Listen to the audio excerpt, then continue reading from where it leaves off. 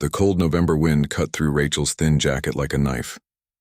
She pulled it tighter around her shoulders, but it didn't help much. The jacket had been decent once, back when things were different. Now it was just another reminder of how far she'd fallen. She sat on the concrete steps outside Tony's family restaurant, watching people walk by. Most of them didn't even glance her way. The ones who did quickly looked away, like her problems might be contagious. Rachel couldn't blame them. She probably looked exactly like what she was, a 19-year-old girl with nowhere to go and nothing to her name. Through the big glass windows, she could see families eating dinner together, laughing, talking, living normal lives. It felt like watching a movie about a world she used to know but couldn't quite remember anymore. The smell of garlic bread and grilled chicken drifted out every time someone opened the door. Her stomach twisted painfully. She'd eaten half a granola bar that morning. Someone had left it on a bench at the park where she'd spent the night. 3 months. That's how long it had been since she left home. 93 days of figuring out which public restrooms stayed open late, which coffee shops let you sit for a while without buying anything, and which streets were safe to sleep on. Nobody tells you these things when you're planning to run away. They don't tell you how exhausting it is to always be on guard, always be moving, always be invisible. Rachel hadn't planned for any of this. She'd had a job at a grocery store. She'd been saving money, taking night classes at the community college, but when you run from a bad situation with only the clothes on your back, those plans disappear fast. Without an address, she couldn't keep her job. Without a job, she couldn't afford a place to stay. It was like falling downstairs. Once you started, you just kept going down. The restaurant door swung open and Rachel looked up out of habit. A man walked out holding his daughter's hand. The little girl couldn't have been more than 7 or 8 years old. She wore a purple winter coat with white snowflakes on it and carried a small backpack shaped like a bunny. The man was tall, maybe in his mid-30s, wearing jeans and a navy blue jacket. He carried a white takeout box in his free hand. Rachel's eyes fixed on that box. Her heart started beating faster. It was just leftovers, she told herself. He was probably just going to throw it away when he got home anyway. People did that all the time. They ordered too much food, took it home with good intentions, and then it sat in the refrigerator until it went bad. She'd asked people for food before. It never got easier. Some people said no and kept walking. Some people cursed at her. A few had given her $1 or $2. One woman had actually bought her a sandwich, but that was weeks ago. The man and his daughter started walking toward the parking lot. Rachel stood up, her legs shaky. This was it. She had to ask. She couldn't remember the last time she'd eaten a real meal. Something hot and filling. The granola bar wasn't enough. It was never enough. "Excuse me," she called out, her voice barely louder than a whisper. They didn't hear her. They kept walking. Rachel took a few quick steps forward. "Excuse me, sir?" This time the man stopped and turned around. His daughter looked up at Rachel with wide, curious eyes. Rachel felt her face get hot. She wanted to disappear. She wanted to be anywhere but here, begging strangers for food. "I'm sorry to bother you," Rachel said, forcing the words out. "I was just wondering. If you're not going to eat that, could I maybe have it? The food in the box, I mean." Her voice cracked on the last few words. She hated how desperate she sounded. How small. The man didn't say anything right away. He just looked at her.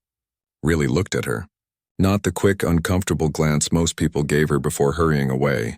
His eyes weren't angry or disgusted. They were thoughtful. Sad, maybe. The little girl tugged on her father's sleeve. "Daddy," she whispered loud enough for Rachel to hear. "She looks hungry." "I know, sweetheart," the man said quietly. Rachel held her breath. This was the moment when people usually said no. Sometimes they made excuses. "Sorry, this is for my lunch tomorrow." Or, "I don't have anything." Sometimes they just shook their heads and walked away without saying anything at all. The man looked down at the takeout box in his hand. Then he looked back at Rachel. She saw something shift in his expression, like he'd made a decision. "Wait here," he said. Rachel blinked. "What?" "Just wait here for a minute." "Can you do that?" Before she could answer, he took his daughter's hand and walked back toward the restaurant. Rachel watched them go, confused. Was he coming back? Or was this just a polite way of leaving? Maybe he was going to call someone. The police, maybe. Some business owners didn't like homeless people sitting outside their restaurants. She should probably leave. But her feet wouldn't move. Something about the way he'd looked at her made her want to trust him, or maybe she was just too tired and hungry to care anymore. The minutes crawled by. Rachel counted them. 3 minutes. 5 minutes. 10 minutes. He wasn't coming back. Of course he wasn't. She'd been stupid to hope. Rachel turned to leave, fighting back the burning feeling behind her eyes. She wouldn't cry, not here. Not where people could see. Hey. Rachel spun around. The man was walking toward her, his daughter still holding his hand. He didn't have the takeout box anymore. I asked you to wait, he said, but his tone wasn't angry. If anything, he sounded slightly amused. I thought you left, Rachel admitted. We went back inside. He stopped a few feet away from her. What's your name? Rachel. I'm David. This is my daughter, Sophie. The little girl gave a tiny wave. Rachel managed a small smile back. Rachel, I need to tell you something, David said, and his voice got serious. Rachel braced herself for whatever was coming. I didn't give you those leftovers because nobody should have to eat cold scraps from a takeout box. Rachel's stomach sank. So that was it. He was going to give her some speech about dignity or tell her to go to a shelter. But then David continued. I went back inside and ordered you a fresh meal. A real dinner. And you're going to come inside and eat it at a table like a person, not out here in the cold like you're invisible. Rachel stared at him. The words didn't make sense. What? You heard me, come on. Your food's getting cold. I can't. Rachel shook her head.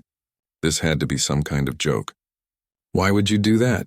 Sophie let go of her father's hand and walked up to Rachel. She reached into her backpack and pulled out a small stuffed bear, brown and well-loved with one eye slightly loose. Here, Sophie said, holding it out. Mr. Buttons can keep you company while you eat. He's really good at making people feel better. Rachel looked down at this little girl offering her most precious possession to a complete stranger. Something inside her chest cracked open. I'll give him right back, Rachel whispered, taking the bear carefully. I know, Sophie said confidently. Daddy says we should help people when they need it. You need help right now. David cleared his throat. Rachel looked up and saw that his eyes were shiny, like he was trying not to cry. So are you coming inside, or are you going to stand out here and argue with a 7-year-old? He asked. Rachel clutched the stuffed bear against her chest. She didn't understand what was happening. People didn't do this. Strangers didn't buy you dinner and treat you like you mattered. But David was holding the door open, waiting. Sophie was smiling at her with such pure, uncomplicated kindness that it made Rachel's heart hurt. Okay, Rachel heard herself say. Okay. She followed them inside into the warmth and light, still not quite believing this was real. The warmth of the restaurant hit Rachel like a wave. After sitting outside in the cold for hours, it felt almost overwhelming. Her fingers tingled as they started to thaw. She stood just inside the doorway, suddenly aware of how out of place she looked. Her jeans had a hole in the knee. Her sneakers were coming apart at the seams. She couldn't remember the last time she'd looked in a mirror, but she knew her hair was a mess. Everyone was staring. At least that's what it felt like. A family at a nearby table glanced over. The hostess gave her a concerned look. Rachel's instinct screamed at her to run. She didn't belong here, with the nice tablecloths and the soft music playing in the background. David must have sensed her panic because he gently touched her shoulder. It's okay, he said quietly. Come on. Our booth is right over there. Sophie grabbed Rachel's hand with surprising confidence for such a small kid. I picked the table by the window, she announced proudly. We can watch the cars go by. Rachel let herself be led to a booth near the back. It was quieter there, away from most of the other diners. David slid into one side and Sophie patted the seat next to her, gesturing for Rachel to sit down. Rachel sat carefully, like the vinyl seat might disappear if she moved too fast. On the table was a plate piled high with food.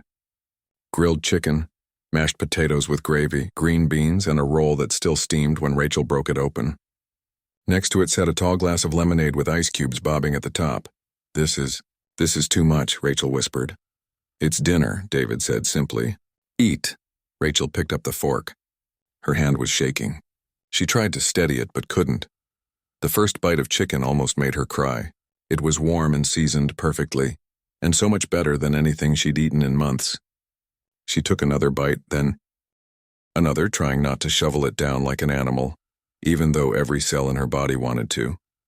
Sophie was coloring on a kid's menu with crayons the restaurant provided. She hummed quietly to herself, completely comfortable with the silence. David just sat there, not saying anything, not pushing.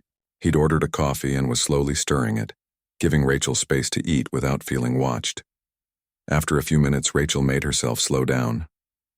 She took a sip of lemonade. It was cold and sweet and perfect. "Thank you," she said, her voice rough.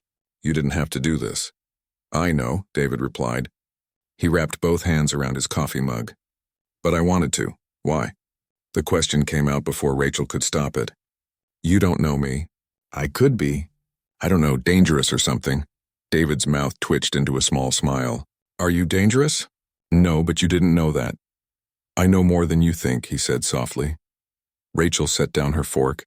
Something in his tone made her really look at him for the first time. He had tired eyes, the kind that came from seeing too much. There were lines around his mouth that made him look older than he probably was, and when he looked at her, there was understanding there. Not pity, understanding. "I've been where you are," David said. Rachel blinked. "What?" "Not exactly the same situation, but close enough." He glanced at Sophie, who was still coloring, then back at Rachel. 5 years ago, I was living in my car with a newborn baby." The words hung in the air between them. Rachel couldn't picture it. David seemed so put together, so stable, but then again she'd probably seemed normal once too. "What happened?" Rachel asked quietly. David took a long breath. "My wife died when Sophie was born. Complications during delivery. 1 minute we were waiting to meet our daughter and the next..." He trailed off, staring into his coffee. "I fell apart. I had some money saved, but medical bills wiped that out fast. I was dealing with grief, trying to take care of a baby, couldn't focus at work. Eventually, I lost my job. Then my apartment." Sophie looked up from her coloring. "Daddy lived in the blue car," she said matter-of-factly. "He showed me pictures."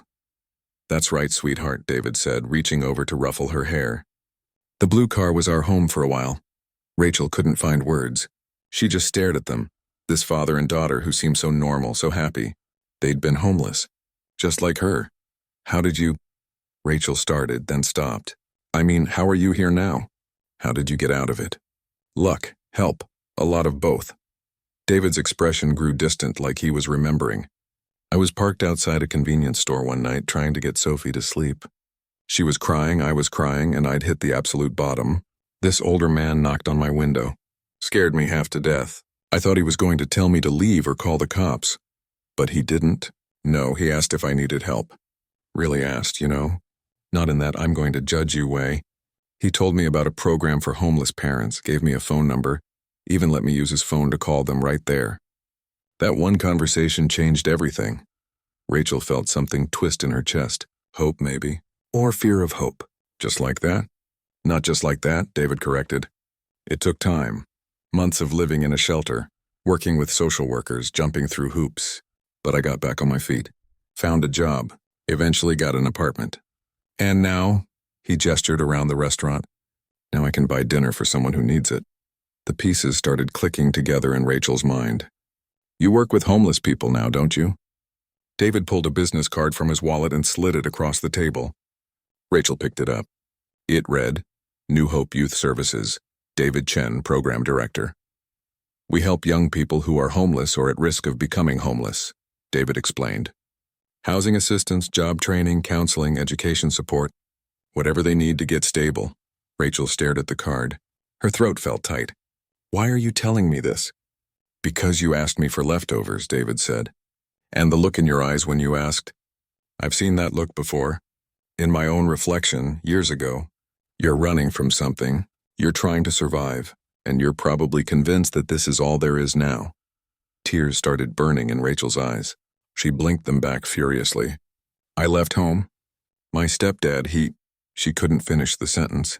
"I had to leave. I didn't have anywhere else to go." "I understand," David said.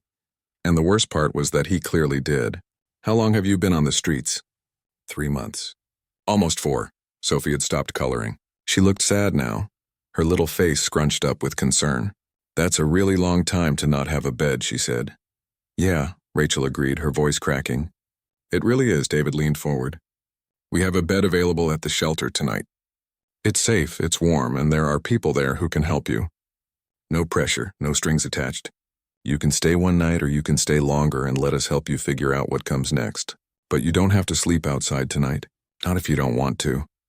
Rachel looked down at the business card in her hand, then at the half-eaten plate of food, then at Sophie, who was watching her with those big, trusting eyes. Every instinct told her to say no, to walk away. She'd learned not to trust anyone, especially men who offered help.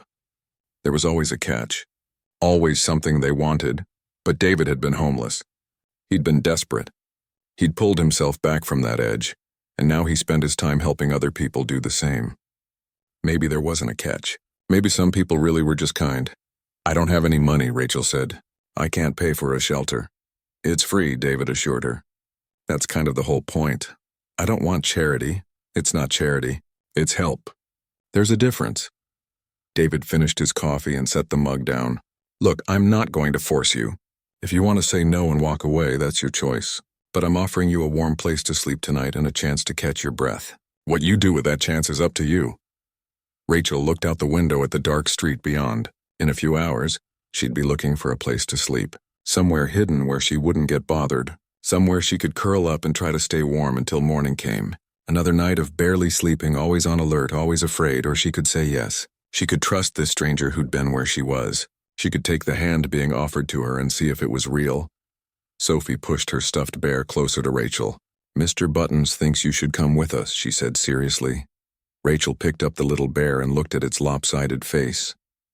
Then she looked at David, who was waiting patiently for her answer. Okay, Rachel whispered.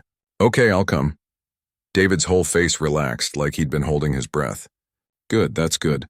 Finish your dinner first. We're not in a rush. Rachel picked up her fork again. The food tasted even better now. Maybe because for the first time in months she wasn't eating it while looking over her shoulder. For the first time in months someone had seen her. Really seen her. And instead of looking away, they'd stopped to help. She didn't know if this would work. She didn't know if she could trust it. But sitting in that warm booth with food in front of her and people who cared enough to try, Rachel let herself imagine that maybe, just maybe, things could get better. It was the first time she'd let herself imagine that in a very long time. The shelter was nothing like Rachel expected. She'd imagined rows of cots in a cold warehouse, harsh fluorescent lights, and the smell of too many people packed into too little space. Instead, David pulled up to a converted two-story house on a quiet street. It had a porch with chairs, flower boxes in the windows, and a sign that read New Hope Youth Services in welcoming letters. This is it? Rachel asked from the back seat of David's car. Sophie had fallen asleep during the drive, her head resting against the window. This is it, David confirmed. It's not fancy, but it's home for 16 young people right now.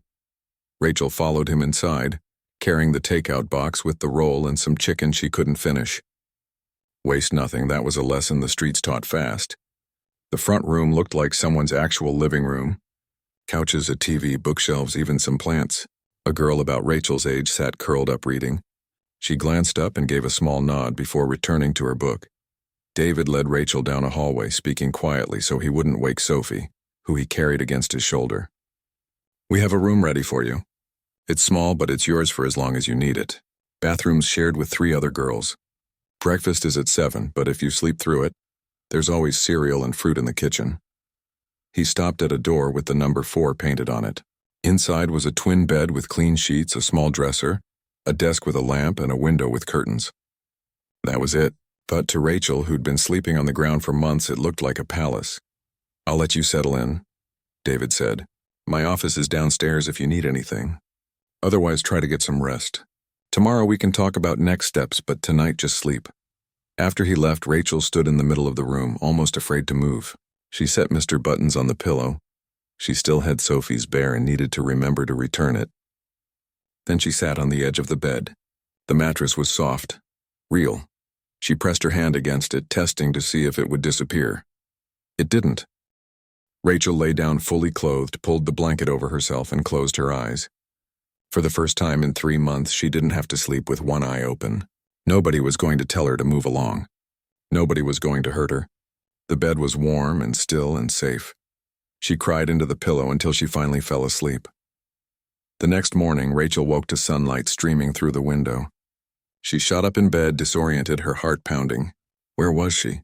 Then the memories of the previous night came flooding back. The restaurant. David and Sophie. The shelter, she was still here. It hadn't been a dream. Her stomach growled, reminding her she'd only eaten one meal yesterday. Rachel washed her face in the bathroom down the hall, avoiding her reflection in the mirror. She didn't want to see what she looked like. When she made her way downstairs, she found the kitchen bustling with activity. A woman in her 50s stood at the stove making pancakes. "You must be Rachel," she said with a warm smile. "I'm Patricia. I run the kitchen around here. Hungry?"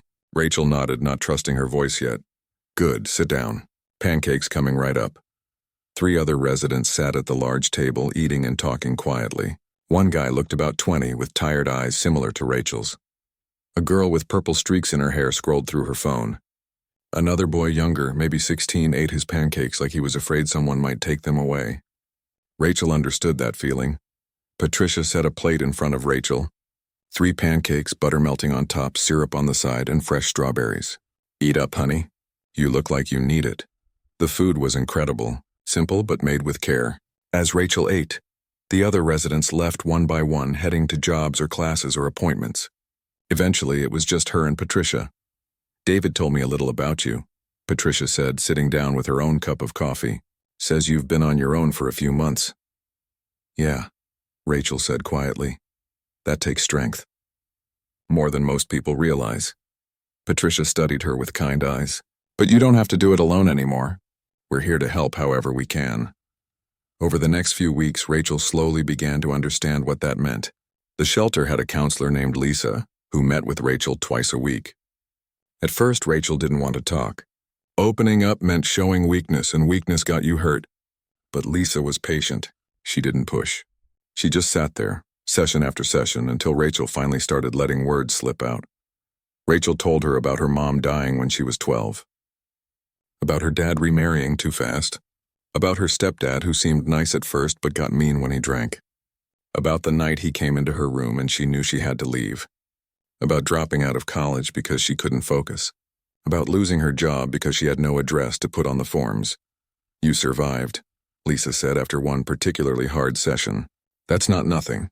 A lot of people wouldn't have made it this far." "I don't feel like I survived," Rachel admitted. "I feel like I'm barely hanging on." "That's still surviving. And now we're going to help you do more than just hang on."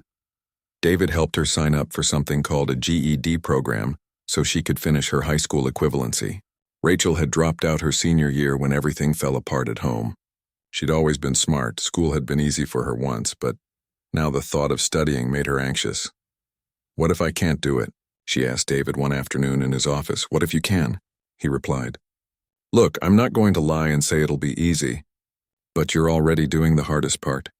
You're here. You're trying. That's more than most people manage." Sophie visited the shelter every Tuesday and Thursday after school while David worked late.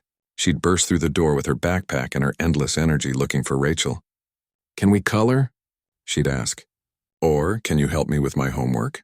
Or, "Want to play cards?" At first, Rachel didn't know what to do with this small person who'd decided they were friends. But Sophie didn't care that Rachel was awkward or quiet or damaged. She just wanted someone to hang out with. And slowly, Rachel found herself looking forward to those afternoons. Sophie's innocence reminded her that good things still existed in the world. One evening, Sophie showed Rachel a drawing she'd made. It was 2 stick figures, one big, one small, holding hands under a rainbow. "That's us," Sophie explained. "You're the big one. I'm the small one. And we're friends." Rachel felt her throat get tight. "Yeah, we are. Daddy says you're doing really good. He says you're brave. I don't feel brave." "That's silly," Sophie said seriously. "Brave people never think they're brave. That's what makes them brave."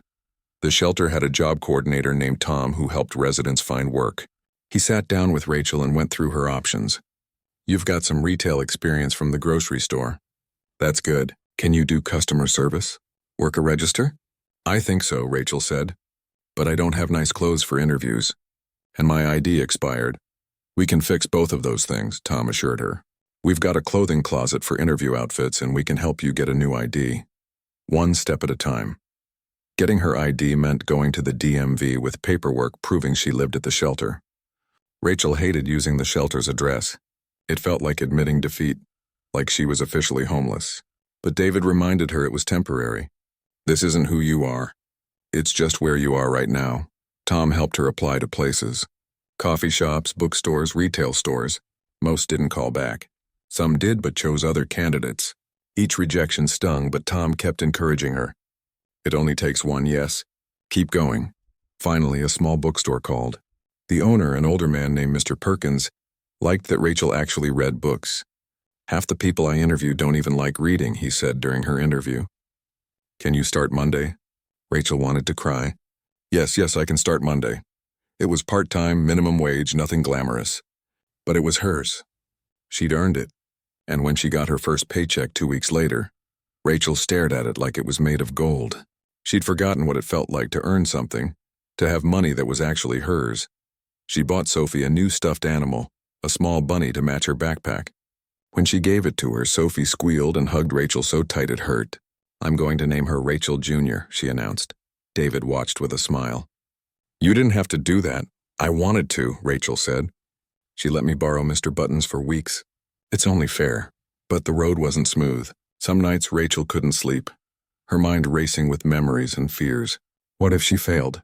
What if she ended up back on the streets? What if this was all temporary and she'd lose everything again? One particularly bad night, she sat in the common room at 2 a.m, unable to go back to her room.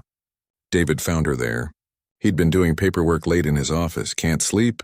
He asked. Rachel shook her head. I keep thinking this isn't real, that I'm going to wake up and still be in the park. David sat down across from her. I had nights like that too. For months after I got into stable housing, I'd wake up in a panic thinking I was still in the car. How did you make it stop? Time, therapy, and reminding myself every day that I deserved to be okay. He leaned forward. You deserve to be okay too, Rachel. You know that, right? Rachel wasn't sure she believed it, but she was starting to want to believe it. And maybe that was enough for now. By the time she'd been at the shelter for 6 months, Rachel had passed her GED exam with high scores. She'd been promoted to shift supervisor at the bookstore. She'd saved enough money for a security deposit on an apartment. Lisa, her counselor, said she was ready to transition to independent living. Rachel should have been excited. This was what she'd been working toward. But the thought of leaving terrified her. The shelter had become safe. Leaving meant being on her own again. It's different this time, David reminded her. You have a job. You have support. You have skills and resources. You're not the same person who walked in here 6 months ago. He was right. She wasn't. Rachel had survived the streets, survived her trauma, and was building something new, something that was actually hers. Moving day came on a Saturday morning in early spring. Rachel stood in her room at the shelter, looking at the 2 bags that held everything she owned. It wasn't much, but it was more than she'd had when she arrived. Clean clothes, books from the bookstore's discount shelf, a laptop David had helped her buy used, Sophie's stuffed bear Mr. Buttons, which Sophie had insisted Rachel keep permanently. You look terrified, Patricia said from the doorway. She'd come up to say goodbye. I am terrified, Rachel admitted. Good. That means you care about what happens next. Patricia came in and sat on the bed Rachel had slept in for 6 months. Can I tell you something? Rachel nodded. When I first started working here 15 years ago, I thought my job was to fix people, to take broken kids and make them whole again. But I learned something important. You were never broken, Rachel. None of the young people who come through here are broken. You were hurt. You were lost. But you were never broken. Rachel felt tears spring to her eyes. I felt broken, I know. But look at you now. Job, apartment, education.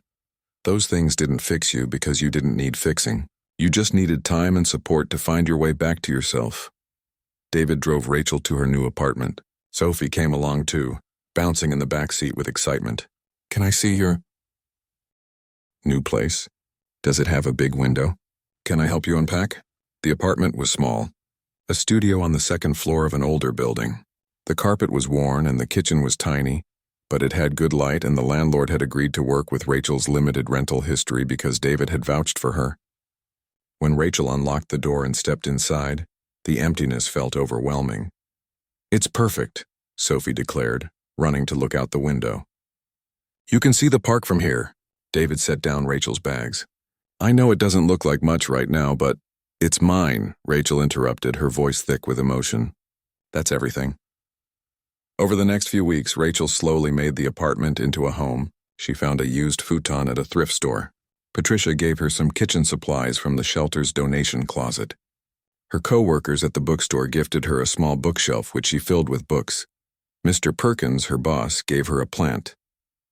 Every home needs something living in it besides you, he said. But living alone was harder than Rachel expected. At the shelter, there was always someone around. Always noise, always activity. In her apartment, the silence was deafening. Some nights she'd lie awake, listening to every creak and footstep from other apartments, her heart racing. The old fears would creep back in. What if someone broke in? What if she couldn't make rent? What if everything fell apart again? She'd call Lisa, her counselor from the shelter, during particularly bad nights. Lisa still met with her once a week, but Rachel could call between sessions if she needed to. The anxiety is normal, Lisa assured her. You're adjusting to a huge change. Give yourself time. Rachel threw herself into work. Mr. Perkins had been teaching her how to manage inventory and place orders with publishers. She loved the quiet rhythm of the bookstore, helping customers find the right book, organizing shelves, discovering new titles. It felt peaceful in a way nothing else in her life ever had. One afternoon, a woman came in looking for books about trauma recovery. Rachel found herself opening up about her own experience without meaning to. I've been reading a lot about trauma myself, she said. These 3 helped me the most. The woman bought all 3 books and thanked Rachel. You should think about going into counseling or social work, she said. You have a gift for this. The comment stuck with Rachel. That night, she found herself researching community college programs. Social work, psychology, counseling. She'd always been good at school before everything fell apart. Maybe she could be good at it again. She brought it up with David during one of their weekly check-ins. Even though she'd moved out of the shelter, David still met with her every Thursday evening at a coffee shop near her apartment. I've been thinking about going back to school, Rachel said, stirring her tea nervously. Maybe studying social work or something like that. David's whole face lit up. Rachel, that's incredible. What made you think of it? I don't know. Working at the bookstore is good, but I keep thinking about the shelter. About how much Patricia and Lisa and Tom helped me. About how you helped me. She paused. I want to do that for other people. You'd be amazing at it, David said. But it's a big commitment. Are you sure you're ready? Rachel thought about it. 6 months ago, she couldn't have handled it. But now, she had stability. She had support. She had a reason to keep moving forward. Yeah, I think I am. David helped her navigate the enrollment process. There were forms and deadlines and financial aid applications that made Rachel's head spin. But David had done this himself years ago, so he knew the system. He helped her request her old college transcripts, fill out her FAFSA, and write her admissions essay. In that essay, Rachel wrote about being homeless, about asking for leftovers outside a restaurant, about the man who'd bought her dinner instead and changed her entire life. She wrote about wanting to be that person for someone else someday. She got accepted to the community college's social work program, starting in the fall. When the letter came, Rachel cried. Then she called David, who congratulated her. Then she went to the shelter to tell Patricia and Lisa, who both hugged her tight. Sophie was the most excited. Does this mean you're going to help people like Daddy does? That's the plan, Rachel said. Good, you'll be really good at it. You helped me with my math homework, and you're always nice to everyone at the shelter. Rachel started volunteering at New Hope Youth Services on Saturday mornings.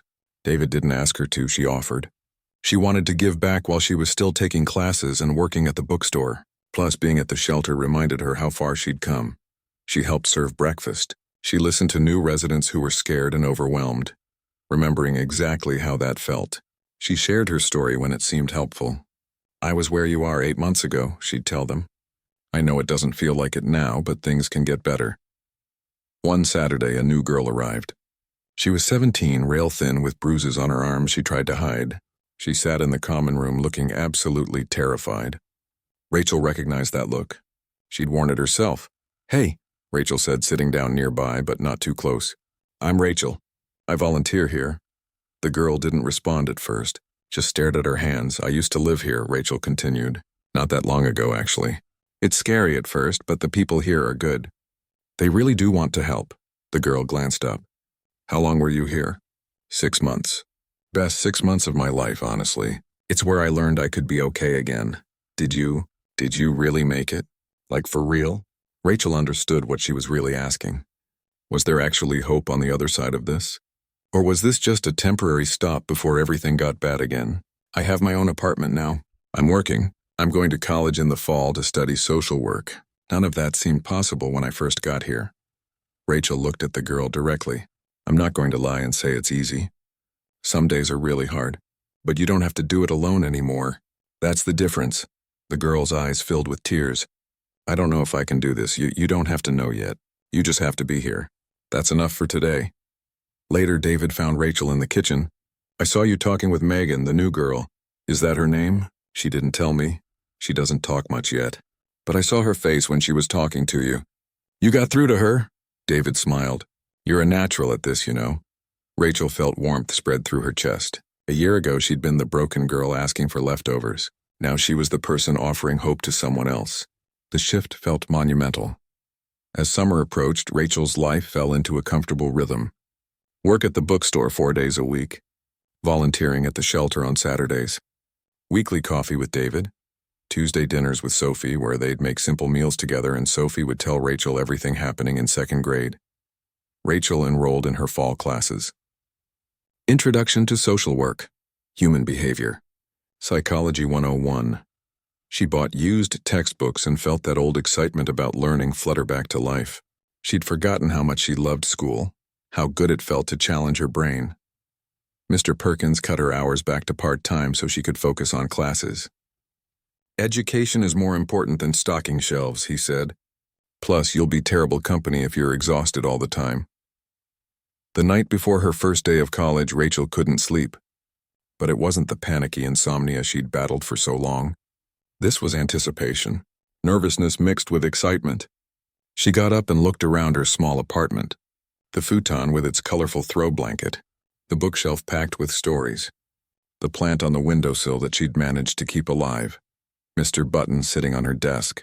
This was her life now. Not perfect, not easy, but hers. Built from nothing by her own hands with help from people who cared. She thought about that night outside the restaurant, how cold and hopeless she'd felt. How she'd been ready to give up.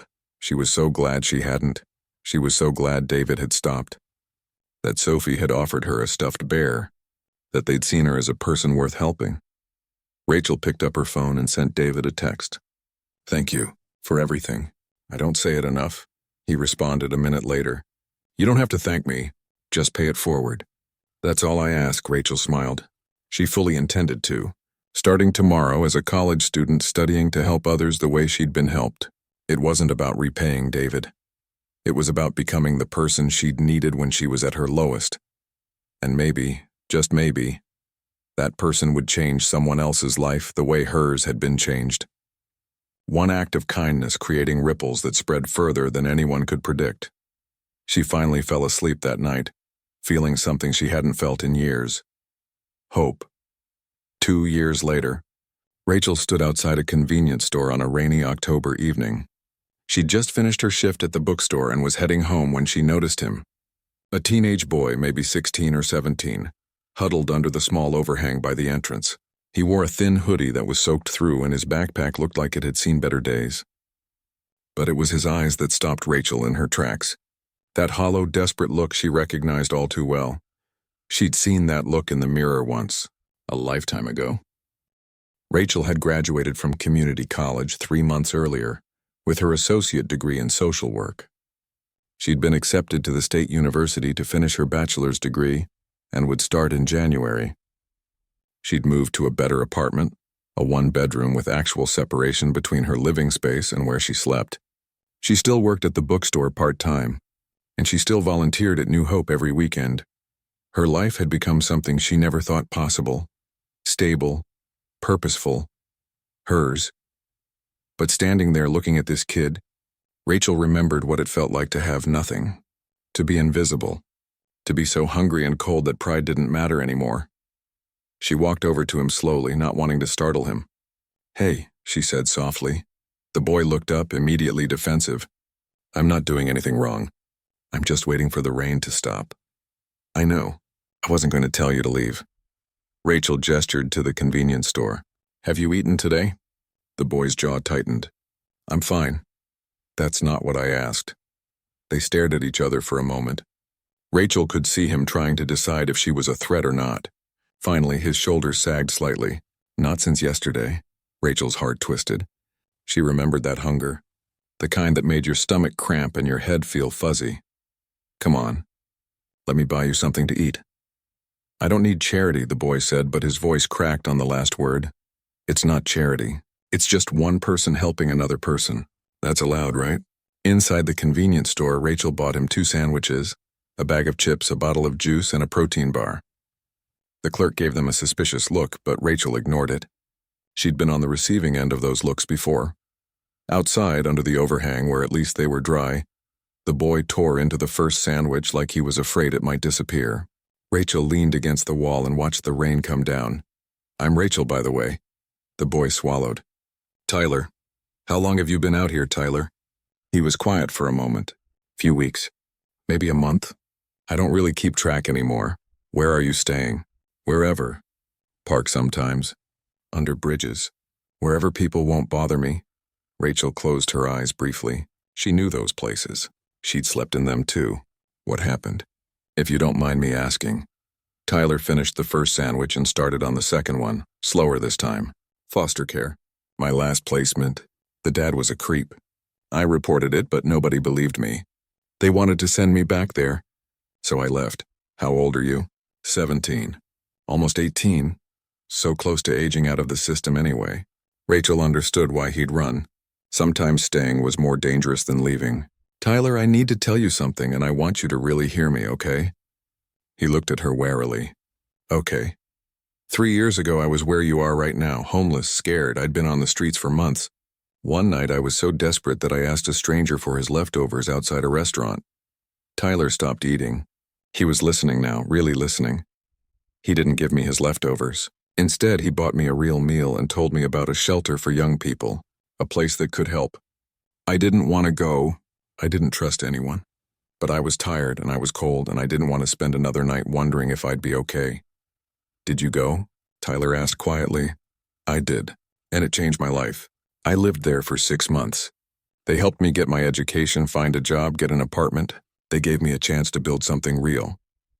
Rachel pulled out her phone and showed him a picture. It was from her college graduation 3 months ago.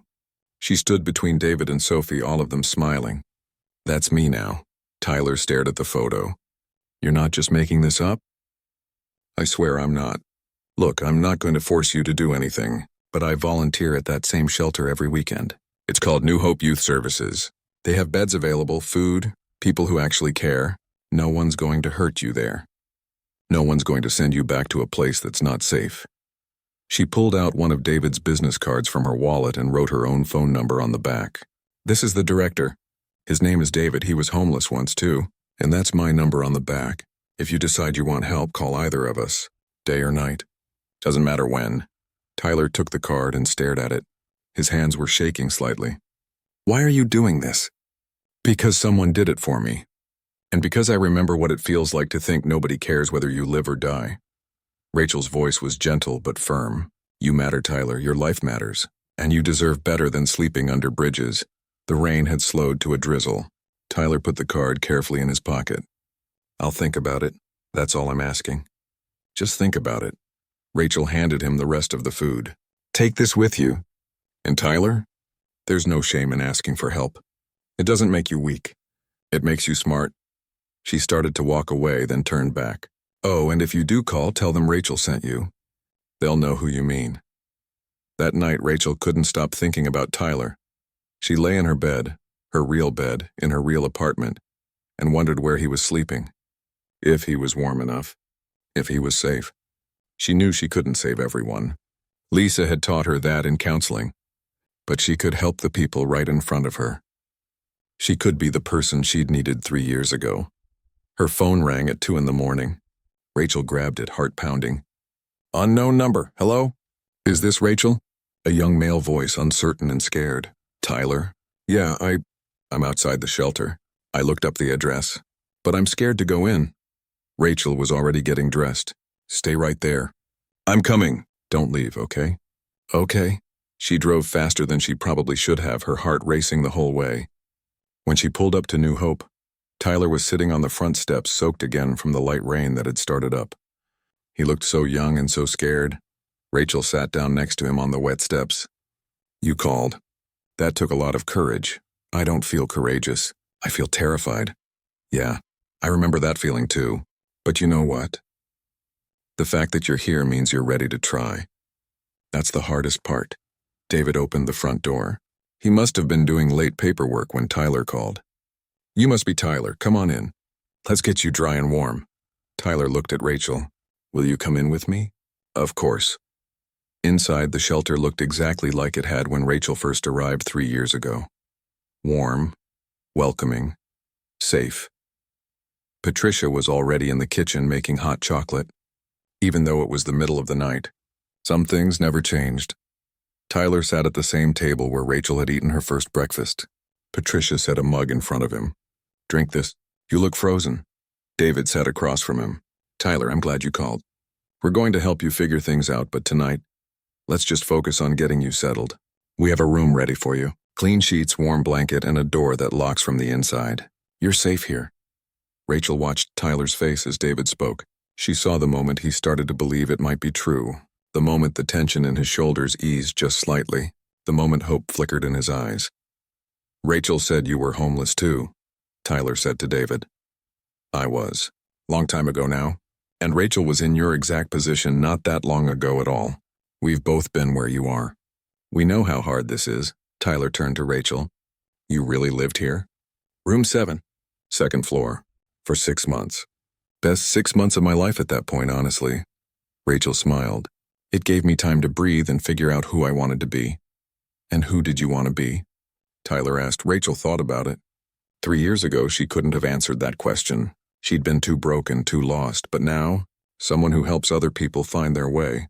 Someone who pays forward the kindness that was given to her. "Like what you did for me tonight," Tyler said quietly. "Exactly like that." David showed Tyler to his room. Rachel stayed in the kitchen with Patricia, who gave her a long hug. "You did good tonight, honey. I just did what someone did for me. That's what makes it good." The cycle continues. Kindness creating more kindness. Rachel left the shelter as the sun was starting to rise. She was exhausted but felt more alive than she had in weeks. Helping Tyler had reminded her why she'd chosen social work, why she spent every weekend volunteering, why she worked so hard in school. 2 weeks later, Sophie burst into the bookstore after school. She was 9 now, full of energy and opinions about everything. "Rachel, guess what?" "What?" Rachel asked, grinning at her enthusiasm. "There's a new boy at the shelter named Tyler, and Daddy says you're the one who brought him there, and he's doing really good, and he already got enrolled in school, and—" Sophie paused for breath. "You're like a superhero now." Rachel laughed. "I'm not a superhero, Sophie." "Yes, you are. You save people. That's what superheroes do." That Sunday, Rachel arrived at the shelter for her volunteer shift. Tyler was in the common room working on homework. He looked different already, cleaner, more rested, like a weight had been lifted. "Hey," Rachel said. "How are you doing?" "Better. David helped me get enrolled at the high school. I start tomorrow." Tyler looked nervous but determined. He also said I could stay here while I finish senior year and figure out what's next. "That's amazing, Tyler. I'm proud of you. I wanted to thank you for that night. For not just walking past me." Rachel sat down next to him. "You don't have to thank me. Just promise me something." "What?" "Someday when you're on the other side of this, when you've built the life you want, pay it forward. Help someone else the way you were helped. That's how we change things. One person at a time." Tyler nodded seriously. "I promise." As Rachel drove home that evening, she thought about the chain of kindness that had brought her here. David had been helped by a stranger. David had helped Rachel. Rachel had helped Tyler. And someday Tyler would help someone else. It was like drops in a pond, creating ripples that spread further than anyone could see. She pulled into her parking spot and looked up at her apartment building. 3 years ago, she'd been asking for leftovers, convinced her life was over. Now she was a college graduate preparing for her bachelor's degree. She had a home, a job, friends, purpose. She had Sophie bringing sunshine into her life twice a week. She had David mentoring her. She had become the person she'd needed when she was lost. Rachel's phone buzzed. A text from David. Tyler told me what you said to him about paying it forward. That's exactly right. Proud of you. She smiled and typed back, I learned from the best. Inside her apartment, Mr. Button still sat on her desk, a reminder of where she'd been. But now, instead of just being a memory of her lowest point, he represented something else. Hope. Second chances. The power of one person deciding to help another person. Rachel had learned the most important lesson of all. You couldn't repay kindness. You could only pass it forward, creating a chain that would outlive everyone involved. And in that chain, everyone mattered. The helper and the helped. The giver and the receiver. Because sometimes they were the same person, just at different points in their journey. She was proof that broken stories could have beautiful endings. That asking for help wasn't weakness. That one act of compassion could change not just one life, but dozens of lives, spreading outward like light in darkness. And tomorrow she'd wake up and do it all again, because that's what people who'd been saved did. They turned around and saved others. Not because they had to. Because they got to, that was the real gift.